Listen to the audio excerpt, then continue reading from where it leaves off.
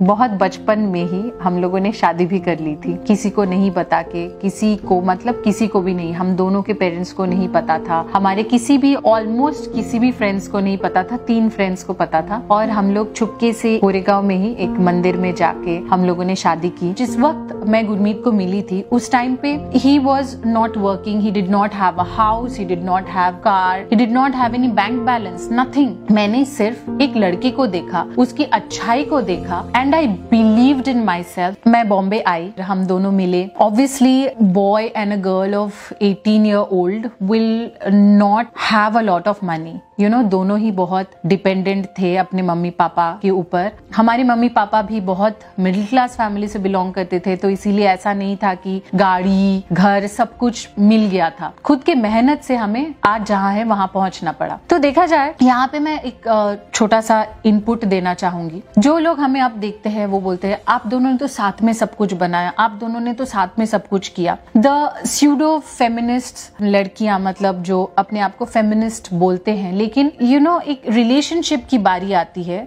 तब एक्सपेक्ट करते हैं कि लड़का सब कुछ करे, लड़का घर खरीद ले, लड़का एक एस्टैब्लिश्ड हो, लड़का सब कुछ कर ले, हम बस अपना घर छोड़ के वहां पे जाके धन्य कर देंगे।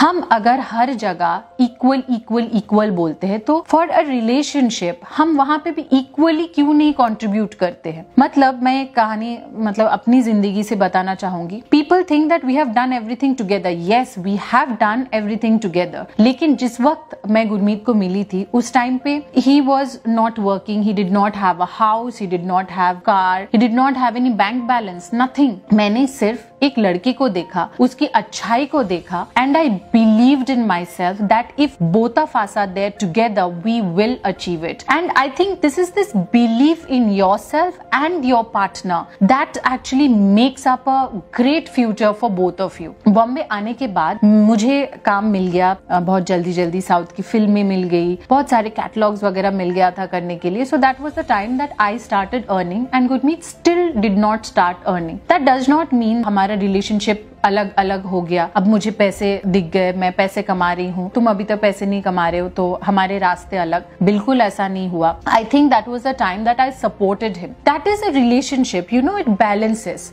एक टाइम होगा, may be I will take a break and then he will balance it. So I think a relationship is an investment of 2 equal partners.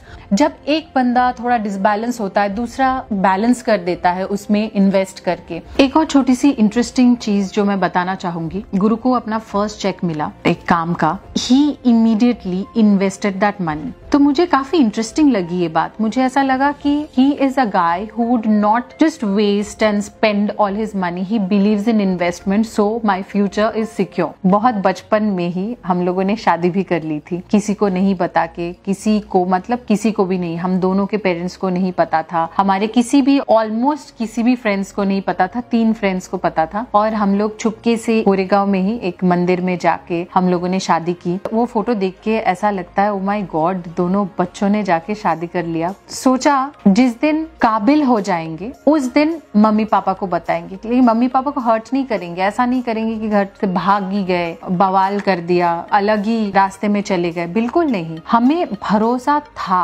That we will make it, we will do it together, we will become successful. मैं ये बोलूंगी कि जब एक relationship आप शुरू करते हैं, मन में इतने सारे नेगेटिव थॉट्स होते हैं ना कि ऐसा हो गया तो क्या होगा, वैसा हो गया तो क्या हुआ, वो खर्चा नहीं कर रहा है, बाद में करेगा कि नहीं, उसके पास अभी पैसा नहीं है, बाद में पता नहीं सेटल हो पाएगा कि नहीं, तो वो रिलेशनशिप में जाइए ही नहीं ना। अगर इतना सवाल है मन में, अगर आप उस रिलेशनशिप में जा रहे हैं, go with full conviction, because जब हम किसी भी चीज को पूरे दिल से चाहते हैं तो पूरी कायनात जुड़ जाती है उसे आपसे मिलाने के लिए। ये सेंटेंस कहीं ना कहीं डेफिनेटली सही है। If you want something with all your heart and conviction, the whole universe will conspire to get that to you.